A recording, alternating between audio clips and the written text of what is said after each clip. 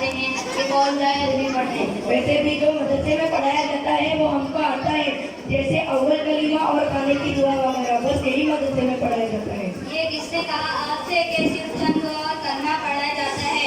ये आपकी गलतफहमी है। तो और क्या पढ़ाते हैं? आप ही बता दो हमको, हमें तो इतना ही आता है। अरे भाई, मदरसे में जिस तरह कुरान, हदीस, कलमा वगैरह पढ़ाया जाता है, ठीक इसी तरह बहुत सारे मसाइल होते हैं जो हमको पता नहीं रहता, वो भी बताया और सिखाया जाता है। कुरान हदीस कलीमा तो ठीक है, ये मसाइल क्या होता है भाई? जरा बताओ तो क्या मसाइल है? मेरे प्यारे दोस्त, मान लो अगर हम नापाक हो गए तो किस तरह पाकी हासिल होगी?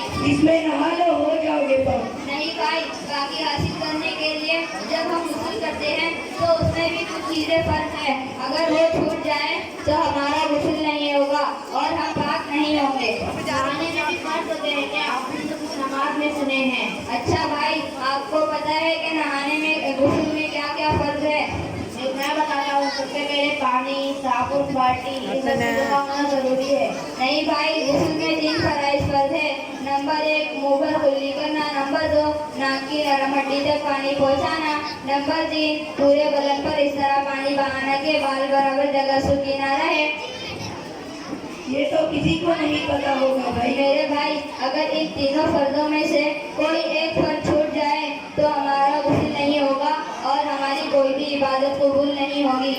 क्या बात कर रहे हो भाई? मुझे तो इन सब चीजों का पता ही नहीं था। हम तो बस इतना जानते हैं कि बदन पर पानी गुजारने से बाहरी सारी गंदगी दूर हो जाती है और हम पाक साफ हो जाते हैं।